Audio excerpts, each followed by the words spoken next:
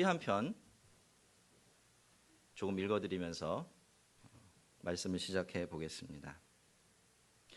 내 하루의 처음과 마지막 기도, 한 해의 처음과 마지막 기도, 그리고 내 생애의 처음과 마지막 기도는 감사합니다 라는 말이 되도록 감사를 하나의 숨결 같은 노래로 부르고 싶습니다.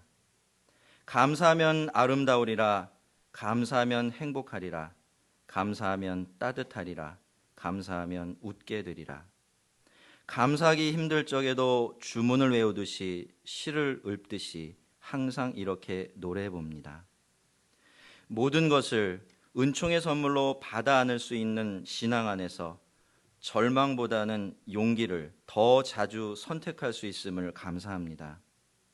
인간의 삶은 유한하다는 것, 만남의 끝에는 이별이 있다는 것을 좀 더 예민하게 알아듣고 주어진 순간순간을 보물처럼 소중히 여길 수 있어 감사합니다.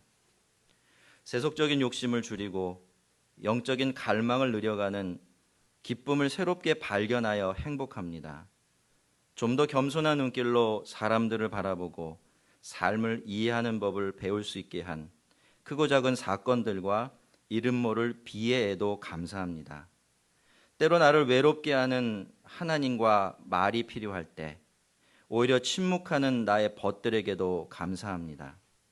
감사하기 힘들 때일수록 더 자주 감사함으로써 감사가 기도의 시작임을 새롭게 배우고 확신할 수 있기에 행복합니다. 오직 감사 안에서 새날, 새 삶으로 이어지는 순결한 기쁨이요, 빛나는 행복이요, 이제 다시 향기로운 꽃으로 피어나려는 나의 다른 이름이 바로 감사이게 하소서. 지금 읽어드린 이 시는요, 이혜인 수녀님께서 쓰신 감사의 행복이라는 시인데 그 시 전체가 너무 길어서 제가 중간중간에서 좀 이렇게 끄집어내서 하나로 좀 모아봤습니다. 설교 준비를 하려고 자리에 앉았는데 갑작스럽게 여러분과 함께 감사의 시편 한번 나누고 싶다라고 생각이 돼서 부랴부랴 찾아낸 시가 바로 이 시였는데요. 대학 시절에 저는 이분의 수필이 정말 좋아서 많이 읽고 즐겨 묵상하곤 했습니다. 그래서 이 시를 다시 읽으면서 다시 한번 그분의 소박하고 또 아름다운 마음을 좀 전해받을 수 있어서 또 행복하기도 했어요. 여러분도 제가 여러분에게 드린 이 맥주 감사주일의 선물이 좀 마음에 드십니까? 오직 감사 안에서 새날 새 삶으로 이어지는 순결한 기쁨이요, 빛나는 행복이요, 이제 다시 향기로운 꽃으로 피어나려는 나의 다른 이름이 바로 감사에게 하소서. 이제 다시 향기로운 꽃으로 피어나려는 나의 다른 이름이 바로 감사에게 하소서. 우리도 늘 이렇게 기도를 할 줄 아는 행복하고 겸손한 감사의 사람들이 되기를 소망하면서 오늘 설교를 시작해 보려고 합니다. 올해도 절반을 다 지내고 이제 나머지 절반 맞이하고 있죠. 어김없이 그래서 맥추절이 되었습니다. 원래 맥추절은 그 이름 속에도 다 드러나 있듯이 이스라엘 사람들이 보리 추수를 한 후에 지키던 추수 감사절이었습니다. 정확하게는요, 보리보다 한 40일 정도 늦게 맺혀지고 추수가 되어지는 밀 추수를 앞두고 첫 번째 추수로 거둬들인 이 보리의 첫 열매를 드리면서 지키는 감사의 절기여서 초실절이라고도 불리는 절기였습니다.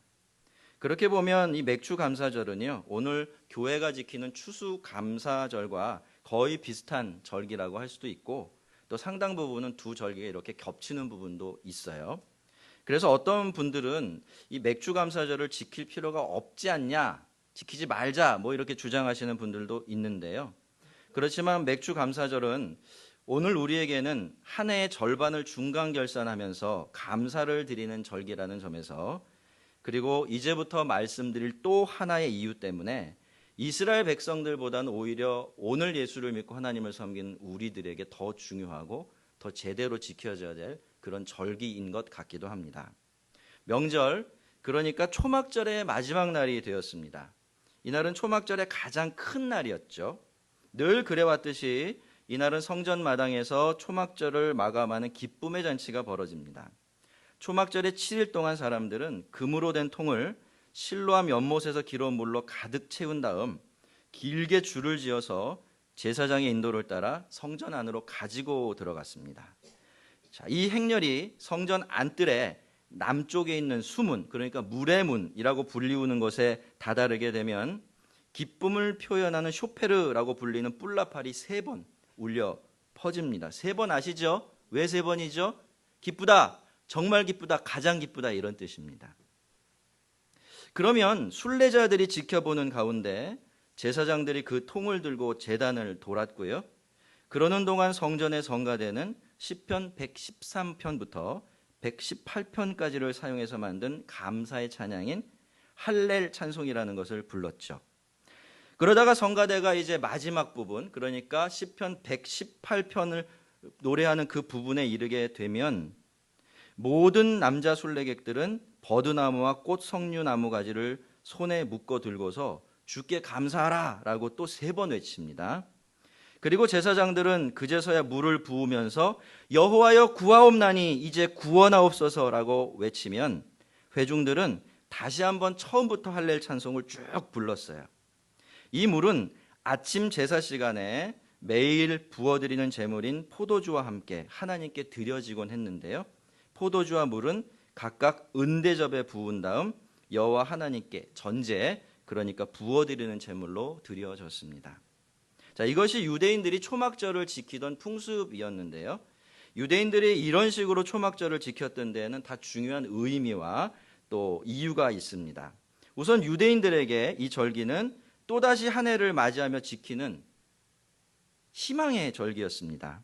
초막절은 광야에서 먹이시고 입히신 하나님을 기억하면서 감사하는 날이기도 했지만 씨앗을 뿌리기 전에 맞이하는 마지막 절기이기도 했어요. 그런데 우기가 건기가 너무나 뚜렷한 이스라엘의 기후 때문에 밭에 뿌려진 씨앗들이 싹을 틔우고 다시 열매를 맺게 되려면 이른 비와 늦은 비가 꼭 필요했어요. 그러니까 이른 비만 내려도 안 되고 또 늦은 비만 와도 안 되는 거죠. 두 개가 다 내려주고 또 그 가운데 적절하게 적은 양이 남아 비가 내리고 이슬이 맺혀져야 그제서야 이 농사가 망쳐지지 않는 겁니다. 그래서 초막절의 유대인들은 그렇게 물을 부으면서 하나님께서 이른 비와 늦은 비를 내려주시도록 은혜를 구했죠. 실로암 연못에서 기러온 물을 하나님께 이렇게 부어드리면서 하나님, 우리가 지금 이 연못물을 주님께 이렇게 부어드리는 것처럼 하나님께서도 하늘을 활짝 여셔서 그 하늘 곳간에서 그 창고에서 하나님의 은혜의 단비를 내려주셔서 올해도 이 농사가 잘 이루어지고 하나님께서 허락하시는 풍년 맞이할 수 있게 해달라고 그렇게 구했던 겁니다. 그런데 이스라엘 백성들은요, 하나님의 백성들이었죠. 그래서 농사짓는 땅에만 하늘에서 부어지는 은혜가 필요한 것이 아니라 자신들의 영혼과 자기들의 영혼 삶 자체에도 갈증과 배고픔에서 벗어나 열매를 맺으려면 하늘에서 부어지는 특별한 은혜가 반드시 필요하다는 것을 경험으로 알고 있었습니다. 그래서 유대인들은 이렇게 초막절을 지키면서 언젠가 하나님께서 약속해 주신 대로 하늘의 비처럼 부어질 성령님을 소망하며 기대하게 되었는데요. 그러는 동안 메시아는 초막절에 오실 것이라는 믿음도 생겨나게 되었어요. 특히 초막절의 마지막 날은 지난해 죄를 용서받을 수 있는 마지막 사죄의 날로 여겨져서 큰 구원의 날이다, 이렇게 불리기도 했습니다. 그러니 초막절이 사실은 굉장히 중요한 절기라는 걸 아시겠죠. 그 절기가 사실 유월절을 제치고 유대인들에게 최고로 인기 있는 절기가 될 수밖에 없었던 이유가 있는 겁니다. 여러분, 유대인들에게 초막절이라는 절기는 이런 절기였어요. 지난 한 해를 감사하고 또 한 해를 맞이하는 소망의 절기였고 하나님의 영원한 추수를 기다리는 그런 절기였죠. 목마름과 배고픔이 없는 메시아의 나라를 소망하는 그런 소망의 절기이기도 했습니다. 그런데 그 명절의 가장 큰 날, 초막절의 마지막 날 아침에 예수님께서는 마지막 물 붓기가 다 끝난 다음 성전 마당 한가운데 섰습니다. 그리고는 거기 모인 사람들 향해 큰 소리로 외치시죠. 누구든지 목마르거든 내게로 와서 마셔라. 나를 믿는 자는 성경에 이른 것 같이 그 배에서 생수의 강이 흘러나오리라.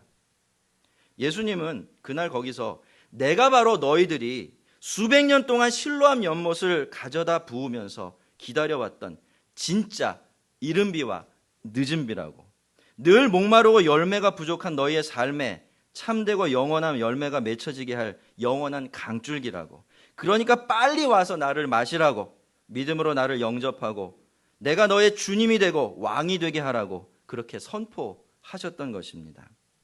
성도 여러분, 땅은 하늘이 아닙니다. 땅은요, 아무리 날고 기어봤자 땅밖에 안 돼요. 하늘이 열리지 않으면 땅은 아무런 소망이 없습니다. 열매를 맺지 못하는 것은 물론이고 땅 자체가 죽음으로 채워져 가게 되죠. 그래서 땅이 땅이 되게 하는 것, 땅을 살게 하고 땅에서 열매가 맺혀지게 하는 것은 땅 자신이 아니라 하늘입니다. 하늘이 열려 비를 내려줄 때 땅은 비로소 땅이 되어지고 또 땅답게 존재해갈 수가 있는 거죠. 그런데 여러분, 우리의 인생도 마찬가지입니다. 우리는 우리가 잘나서, 우리가 잘해서, 우리가 열심히 해서 우리의 능력으로 이렇게 잘 살고 있다고 여겨지죠. 또 그저 사라지니까 저절로 살아가는 줄 압니다. 하지만 여러분, 그건 사실이 아니에요. 우리의 인생은 땅입니다. 그래서 하늘이 열리고 은혜가 부어지지 않으면 말라버리고 말아요. 태를 열어주지 않으시면 온 세상의 미래가 닫혀버리죠. 건강 하나 지켜주지 않으시면 한 사람의 미래가 캄캄해져 버립니다. 그래서 희망이라는 것은 언제나 열려있는 하늘을 전제로 하고서 하는 이야기가 되는 거죠. 하늘이 닫혀 있으면 희망이라는 말, 소망이라는 단어는 아무 의미 없는 공허한 것이 되어버립니다. 그런데 주님께서 그 땅을 향해, 그리고 그 땅을 닮아 있는 우리의 인생들을 향해 뭐라고 말씀하십니까? 누구든지 목마르거든 내게로 오라고 말씀하세요. 와서 나를 마시라고 말씀하십니다. 그러면서 아주 놀라운 약속을 주시죠. 나를 믿는 자는 그 배에서 생수의 강이 흘러나오리라. 나를 믿는 자는 그 배에서 생수의 강이 흘러나오리라. 여러분, 하늘에서 비가 내려야 됩니다. 그래야 싹이 나고 자라나 열매가 맺혀져요. 그런데 비는 한 번만 오면 됩니까? 그렇지 않죠. 이른 비도 내려야 되고 늦은 비도 내려야 됩니다. 그 중간중간에도 적당하게 비가 내려줘야 돼요. 그리고요, 또 한 가지, 올해 비가 왔다고 다 된 것입니까? 그렇지가 않습니다. 내년에도 후년에도 그 다음에도 계속해서 비는 하늘에서 그렇게 땅으로 내려와 땅을 적셔 주어야만 합니다. 그러니 어떻습니까? 땅이란 것은 늘 갈급한 거죠. 불안합니다. 하늘만 바라봐야 하니까 늘 갈급하고 불안한 겁니다. 그런데 땅만 그렇습니까? 그렇지가 않죠. 땅에 살고 있기 때문에 땅을 닮을 수밖에 없는 우리의 인생도 그렇습니다. 그래서 지금 목마르지 않다고 해서 나중에도 목마르지 않는 것 아닙니다. 잠시 해갈이 영원한 해갈이 될 수 있지도 않아요. 하나님이 지금 은혜를 주셔도 그 은혜만으로 영원히 목마르지 않고 늘 열매 맺는 삶을 살아갈 수는 없는 겁니다. 그래서 우리의 인생도 늘 땅처럼 불안하고 목마릅니다. 늘 갈급한 것이죠. 그래서 우리들에게는 이 문제를 해결해 줄 아주 근본적인 해결책이 꼭 필요합니다. 우리들이 그 불안한 갈증에서 온전히 벗어나게 해줄 그 해결책 말이죠. 그런데 비가, 그러니까 물이 바깥에서 우리 안으로 주어지는 한 사람은 결코 이 갈증과 불안함을 벗어날 수가 없습니다. 그래서 이 문제가 근본적으로 해결되려면 물이 우리 속으로부터 콸콸콸 솟아나오는 그런 일이 일어나야 하는 거죠. 가끔씩 졸졸 감질나게가 아니라 항상 넉넉하게 흘러나올 정도가 되어야 합니다. 그런데 우리 주님이 이런 형편에 있는 우리들을 향해 나를 믿는 자는 성경에 이른 것 같이 그 배에서 생수의 강이 흘러나오리라 라고 말씀하신 것입니다. 성도 여러분, 우리 주님은요, 적당한 거 굉장히 싫어하세요. 늘 근본적이고 완전한 해결책을 가지고 계시고요. 그런 해결책만을 우리에게 주십니다. 그래서 여러분, 성경을 통해 여러분이 신앙생활을 하면서 적당한 방법 찾으려고 신앙생활하면 아무것도 얻을 게 없어요. 결국은 빈손이 되어버리고 맙니다. 왜요? 주님은 항상 근본적이고 원천적인 것을 붙들고 계시기 때문이죠. 여러분 예수를 믿으실 때 무엇이 근본적인 것인가? 무엇이 원천적인 것인가? 정말로 나에게 내 영혼에 필요한 것이 무엇인가? 그거를 분명히 붙들고서 신앙생활 하시기를 바랍니다. 그래야 주님이 그 답을 여러분에게 주실 거예요. 그래서 주님은 우리에게 뭐라고 말씀하십니까? 나를 믿으면 내가 비를 내려주시겠다 이렇게 말씀하지 않으시고 뭐라고 말씀하시죠? 나를 믿으면 너의 배에서 생수의 강이 흘러나오게 해주겠다라고 약속하셨던 겁니다. 우리 주님의 이 말씀, 여러분 얼마나 우리의 가슴을 뛰게 하는 말씀인지 몰라요.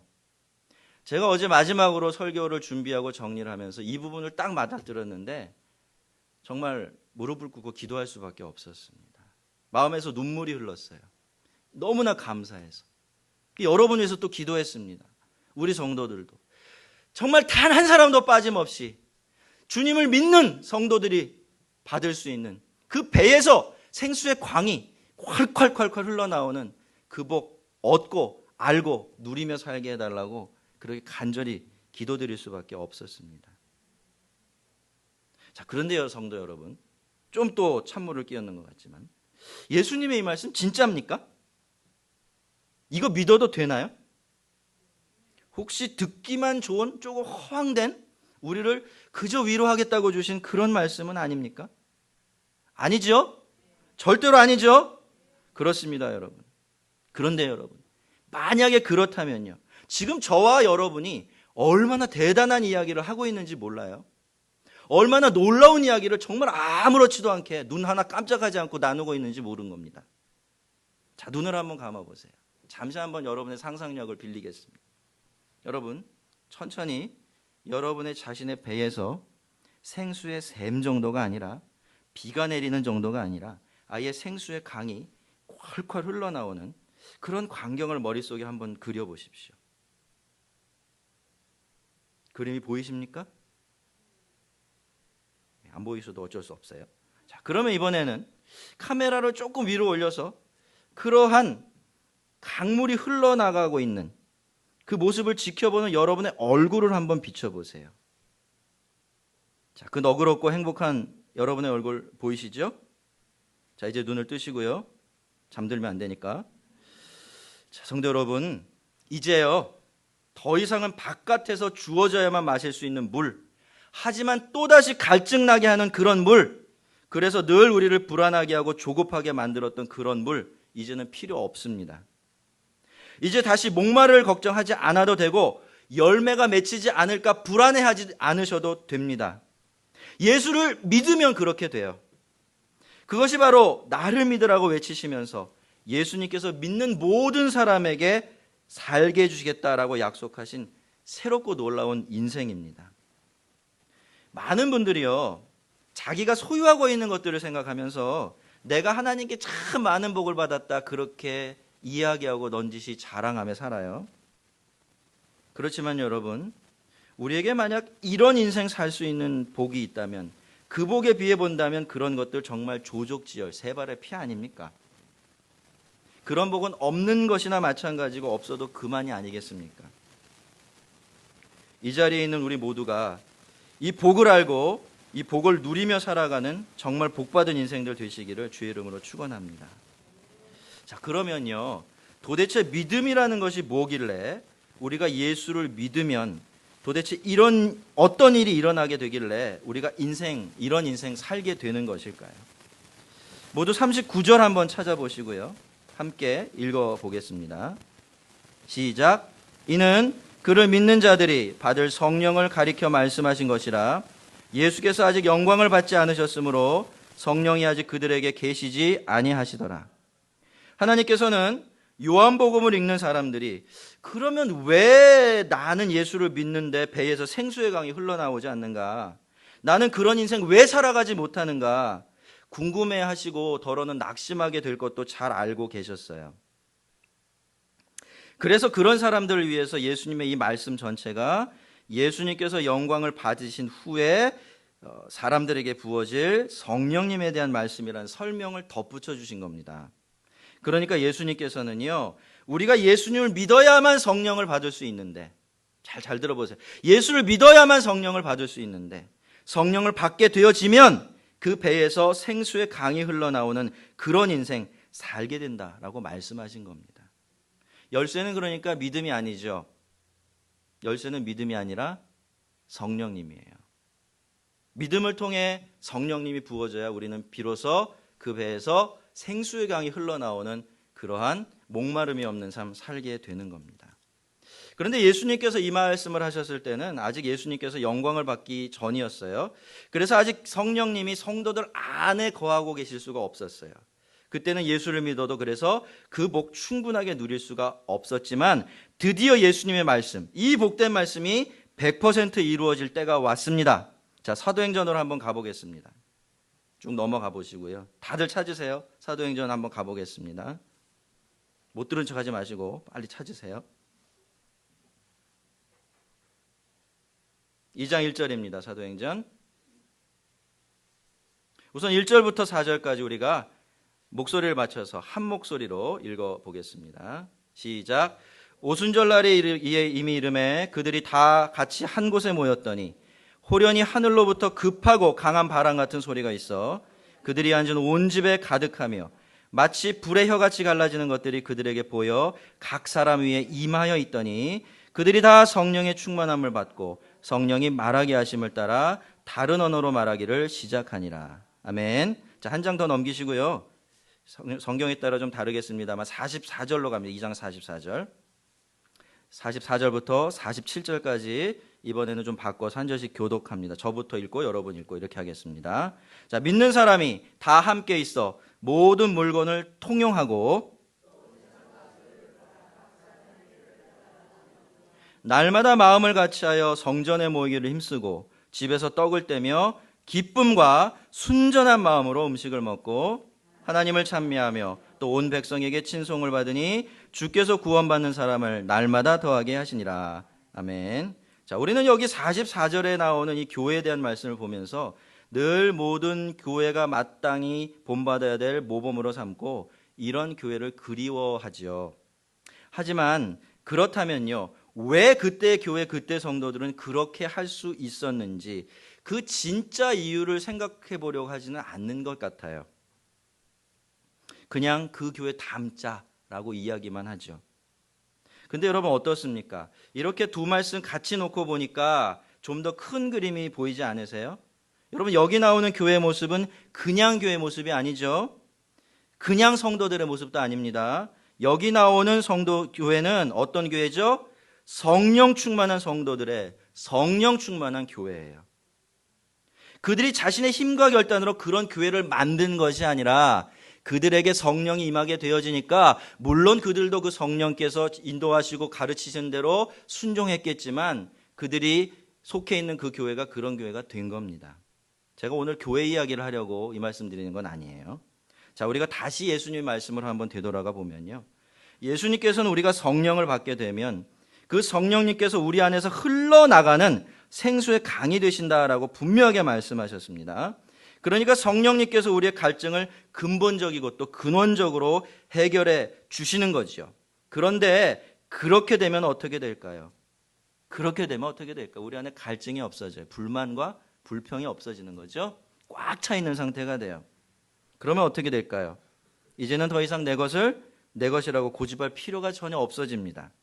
더 이상은 내가 가진 것으로 갈증을 해야 할 이유와 필요가 전혀 없어지기 때문이에요. 그래서 내 것을 쉽게 예전보다 훨씬 더 쉽게 나눌 수가 있게 되는 겁니다. 자, 45절을 보시면 집에서 떡을 떼며 기쁨과 순전한 마음으로 음식을 먹었다라는 내용이 나오는데요. 여러분 사람이 언제 최고로 기뻐할 수 있고 또 그 마음속에 다른 의도나 꿍꿍이가 없는 아주 순전한 마음이 될 수 있을까요? 충분히 만족했을 때입니다. 그렇죠? 여러분 세상에서 제일 기뻐 보이고 제일 순수한 얼굴이 언제 누구의 얼굴일까요? 그냥 아이가 아니라 아시죠? 젖 먹고 어머니의 젖가슴에서 뚝 떨어져 나간 아이의 얼굴이에요. 그것만큼 기쁘고 그죠? 그것만큼 순수한 얼굴이 없어요. 왜냐하면 이 아이는 더 이상 필요한 게 없는 거예요. 너무나 만족스러운 거죠. 그러니까 우리가 쉽게 표현하면 아무 생각이 없는 거예요. 예. 그럴 땐 좀 꼬집어도 옛날보다 덜 울고 그렇죠? 여러분, 우리가 이걸 생각해 보면요, 기쁨과 순전함은 이 만족이라는 나무에서만 열릴 수 있는 그런 귀한 열매라는 걸 알 수가 있습니다. 그런데 저와 여러분의 마음을 가득 채워서 진짜로 만족하게 할 수 있는 것, 잘 들으십시오. 이 세상엔 아무것도 없습니다. 성령님만이 오직 그 일을 할 수 있으세요. 원래부터 우리가 느끼고 있는 이 갈증은요, 이 세상의 것들이 부족해서 생겨난 것이 아니라 우리의 삶에서, 우리의 심령에서 하나님이 쑥 빠져나가셨기 때문에 생겨나는 그런 갈증이기 때문이죠. 그래서 성령 하나님께서 우리 안에 들어오셔서 우리 안에서 흘러나가는 생명의 강수가 되어주실 때, 그렇게 성령님께서 우리의 참 만족이 되어주실 때 비로소 우리는 정말로 기뻐하며 순전한 마음을 가질 수가 있게 되는 겁니다. 예수님께서 초막절 마지막 날에 성전 한가운데서 주신 그 복된 말씀은요, 바로 이때를 내다보면서 주신 말씀이었어요. 그리고 이때부터 시작해서 모든 성도들이 영원히 누리게 될 놀라운 복에 대한 말씀이기도 했습니다. 그러니까 예수님께서 초막절에 주신 이 복된 말씀은 처음부터 어디를? 오순절을 향하고 있었던 거지요. 오순절에 성령님께서 처음으로 사람들에게 충만하게 부어졌으니까 말입니다. 그런데 여러분, 오순절이라는 말은요, 사실 맥추절의 헬라어식 표현에 불과합니다. 그렇다면 초막절에 그 자리에서 내가 초막절의 완성이라고 선포하시면서 생수의 강이 되시는 성령님에 대해서 약속하시고 말씀하신 그 말씀은 오늘 저와 여러분이 함께 지키고 있는 이 맥추절을 향해 있었던 것이고, 예수님은 말씀하신 그대로 믿는 자들의 왕이 되셔서 그 맥추절에 성도들에게 성령을 부어주셨던 겁니다. 제가 가끔씩 그런 말씀을 드립니다만, 저는 이번 주간에도요, 다시 한번 정말 기가 막히는 설교자의 은혜를 하나 경험을 했습니다. 저는 절기설교하는 게 정말 힘든 사람이에요. 전에도 말씀드렸지만 매년 절기는 돌아오는데 그 절기에 맞는 성경 본문을 매년 찾는 일 참 쉽지 않아요. 찾아봤자 아닙니까? 감사주일이면 뭐 해야 돼요? 감사에 대한 메시지를 전할 수밖에 없어요. 그것도 하루 이틀이지. 듣는 여러분 잘 모르시겠지만 저는 평생 그 일을 하고 있는 거니까 이게 만만치가 않은 일이 되는 겁니다. 그래서 이번에도 그랬습니다. 여러 본문을 좀 이렇게 찾아 놓았고, 이번엔 이 본문 할까 저 본문 설교할까 이렇게 고민이 참 많이 되어서 기도도 했습니다. 하나님, 도대체 제가 이번 맥주감사주일에는 우리 성도들에게 무슨 말씀 전해야 합니까? 이렇게 기도했는데요. 그때 갑자기 머릿속에 그런 생각이 들었어요. 뭐 특별한 거 해야 되냐고, 지난번에 설교하던 요한복음 그냥 계속 이어서 설교하면 안 되겠냐, 이런 생각이 들어서 그냥 그러겠다라는 생각은 아니었지만 지난번 설교했던 성경 다음 본문 딱 이렇게 띄어서 읽었는데요, 정말 눈이 번쩍 띄었습니다. 거기에 성령이라는 단어가요, 보석처럼 반짝이고 있었기 때문이에요. 여러분, 이걸 우연이라고 할 수도 있겠지만 저는 그렇지 않다라고 생각합니다. 어떤 설교를 어떻게 하나 하고 고민하다가 갑자기 어떤 본문을 만나게 되어지곤 하는데, 놀랍게도 그 본문이 답이 될 때가 있는 거죠. 저는 이것이 성령님의 인도하심이라고 생각합니다. 물론 이것은 절기 설교 하나 하지 못해서 끙끙대고 있는 제가 너무나 딱해서 주시는 아주 특별한 은혜이기도 하지만, 저는 성령님께서 이런 식으로 우리 성도들에게 꼭 필요한 말씀 오늘도 나눠주고 계신다라고 믿습니다. 왜냐? 저는 저 자신을 위해서가 아니라 여러분을 위해서 여기 보내진 사람이기 때문이죠. 하나님께서는 우리가 이번 맥주절에 초막절에 대한 말씀을 보게 하셨어요. 영 엉뚱한 말씀 보게 하신 겁니다. 그리고는 이 초막절이 맥주절을 내다보는 절기였다라는 귀한 사실도 알려주셨죠. 그러니까 이 맥주절에 하나님께서는요, 초막절에 대한 예수님의 말씀을 듣게 하시면서 그 말씀을 통해서 우리에게 맥주절의 진짜 은혜를 깨닫게 해주신 겁니다. 우선 맥주절은 유대인들에게 추수를 감사하는 절기였습니다. 한 해 첫 수확을 감사하면서 지키는 즐겁고 기쁜 절기였어요. 그래서 오늘 맥주절을 지키는 우리들은 무엇보다도 하나님의 은혜에 감사해야 합니다. 여러분, 살아가다 보면요, 우리는 자꾸 감사를 잃어버리죠. 그것은 우리가 자꾸 사는 일 자체만 몰두하게 되고 내 자신에만 집중하게 되기 때문입니다. 그런데 그렇기 때문에요, 우리가 감사를 잃어버리게 되면 뭘 잃어버리게 될까요?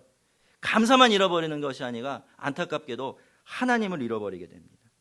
그래서 감사를 잃어버린 사람은요, 아무리 자기가 하나님을 믿는다고 해도 하나님 없는 삶을 살아갈 수밖에 없습니다.